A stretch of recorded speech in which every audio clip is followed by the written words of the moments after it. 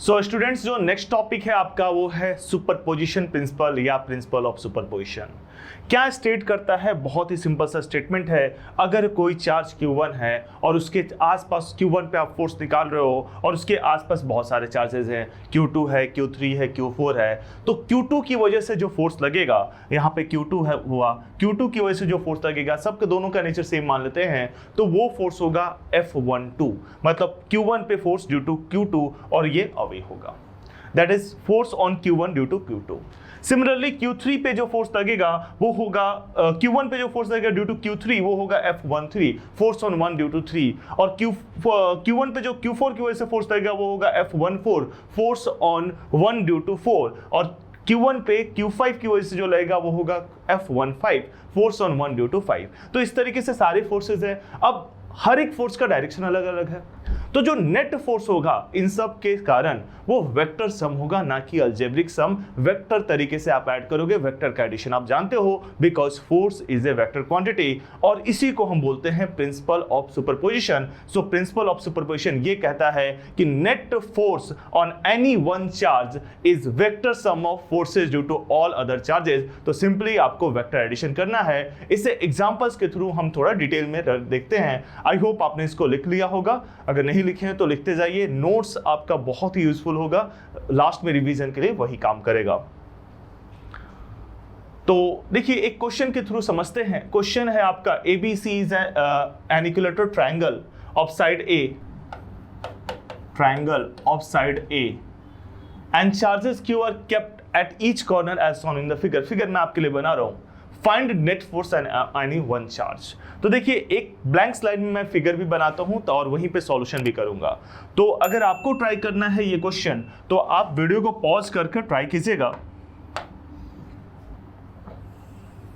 सो ये equilateral triangle हो गया, इसका साइड A ले लेते हैं और यहां पे जो चार्ज है वो Q है, यहां पे जो चार्ज है वो Q है, और यहां पे जो चार्ज है वो Q है। हर एक कॉर्नर पे चार्ज Q Q Q है।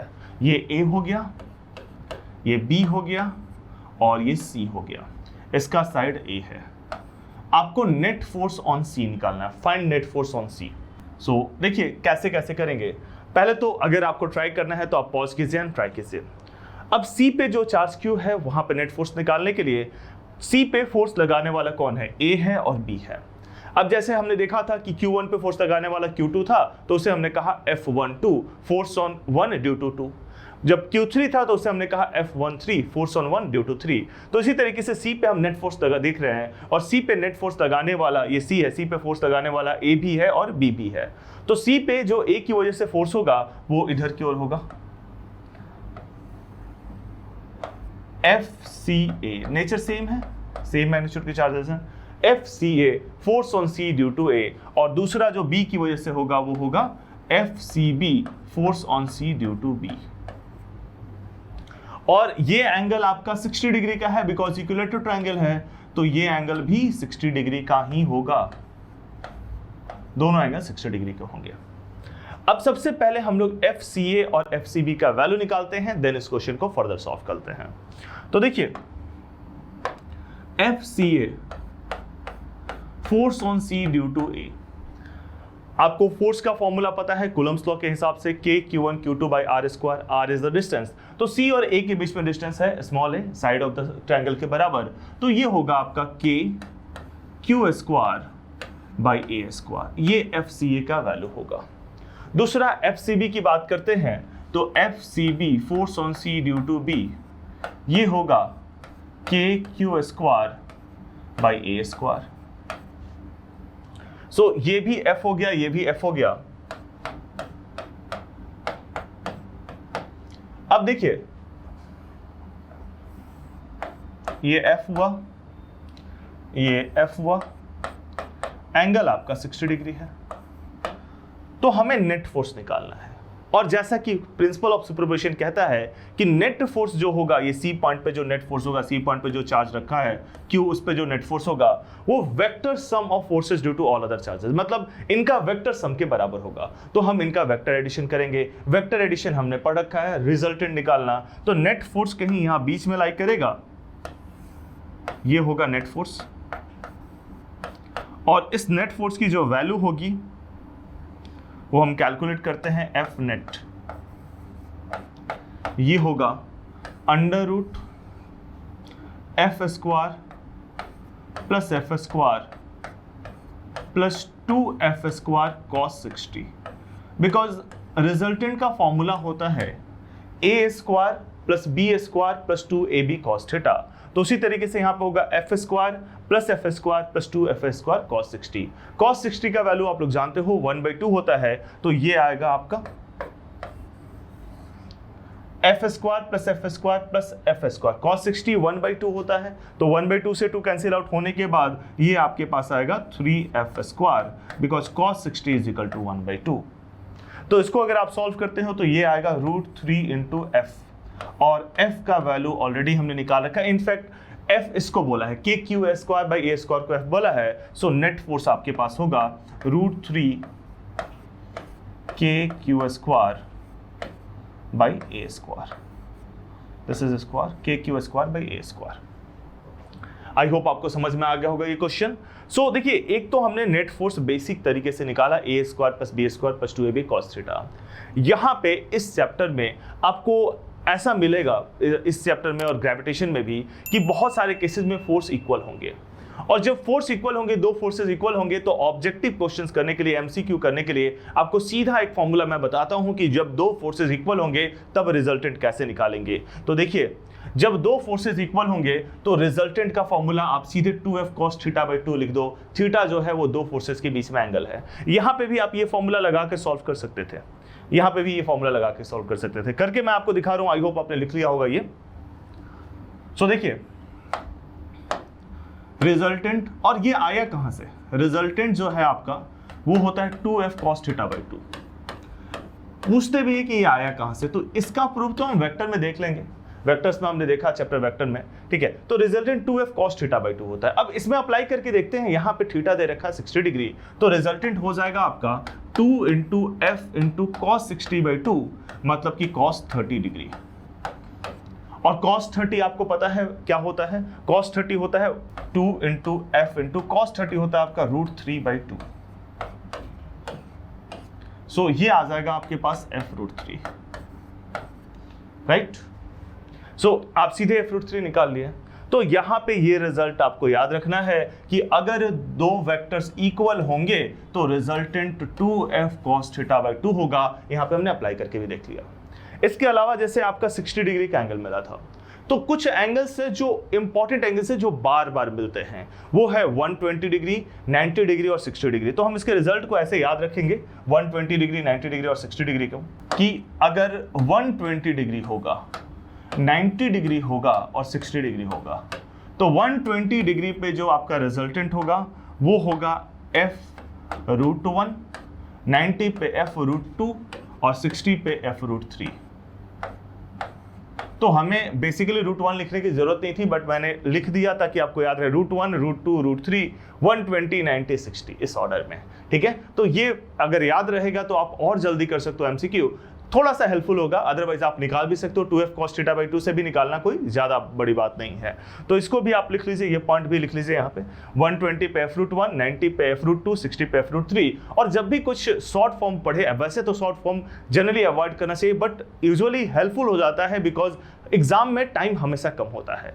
तो कहीं कहीं अगर शॉर्ट फॉर्म पढ़ते हैं तो उसके लिमिटेशंस को तो जरूर जानिए कि कहां तक ये वैलिड है, किस एक्सटेंट तक वैलिड है, बिकॉज क्वेश्चन में most of the cases, most of the time limitation को सरपास करके पूछ सकते हैं। मतलब जहां पे ये वैलिड नहीं है वहां पे पूछ सकते हैं। सिर्फ इसी के लिए नहीं, ये तो बहुत सिंपली है कि कहां पे वैलिड है जब दो फोर्सेस बराबर होंगे। और भी कोई शॉर्ट फॉर्मूला आप समझते हो तो उसके लिए आप जरूर समझिए किस एक्सटेंट तक ये वैलिड है, इसका लिमिटेशन क्या है, किस रेंज में वैलिड है, कहां पे ये वैलिड नहीं है। तो इसी तरीके से ये रिजल्ट, ये दोनों रिजल्ट, ये रिजल्ट और ये रिजल्ट, ये वैलिड है जब आपके फोर्सेस इक्वल होंगे। अगर फोर्सेस अनइक्वल हो गए तो ये वैलिड नहीं है। एक और क्वेश्चन देख लेते हैं। क्वेश्चन में इस बार आपके पास एक स्क्वायर है और स्क्वायर का साइड ए है। स्क्वायर के हर एक कॉर्नर पे एक चार्ज क्यों रखा हुआ है, आपको बताना है कि किसी एक कॉर्नर पे, किसी एक वर्टिसेस पे कितना फोर्स होगा। तो हम इसके हिसाब से ये डायग्राम करते हैं।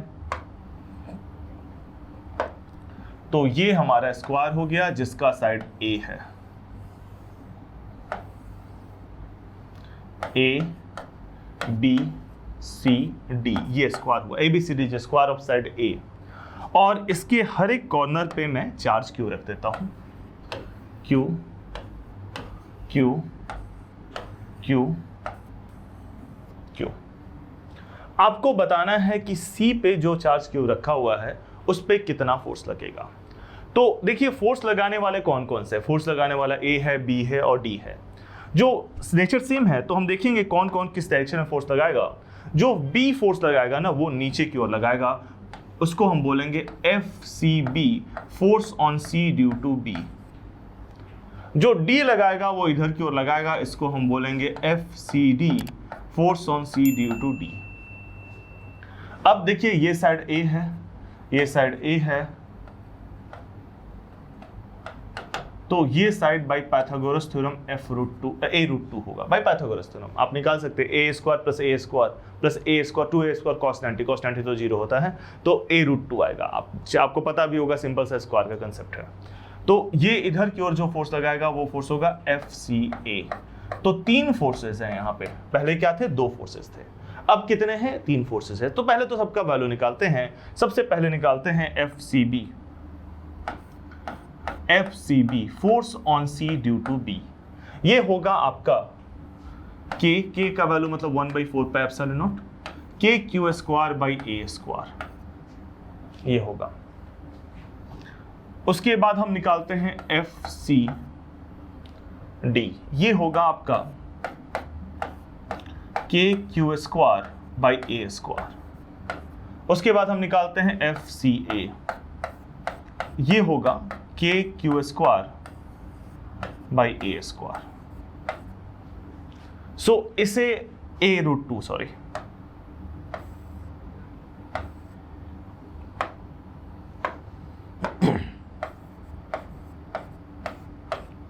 यानी कि KQ²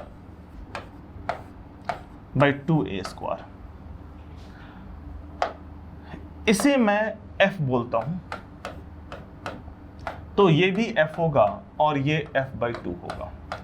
तो इस तरीके से 3 फोर्सेस हैं, F, F और F/2। आई होप आपको समझ में आ गया होगा, 3 फोर्सेस F, F और F/2 हैं।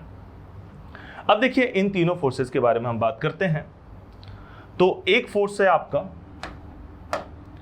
F इधर की ओर, दूसरा फोर्स है F इधर की ओर, और तीसरा फोर्स है F/2 इधर की ओर। 3 फोर्सेस का रिजल्टेंट निकालना है।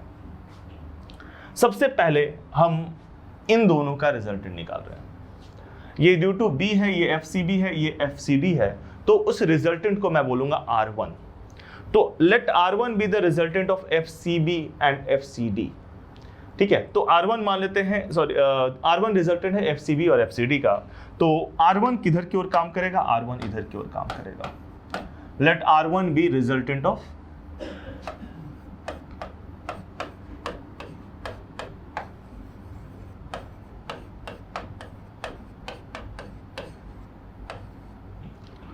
FCB and FCD।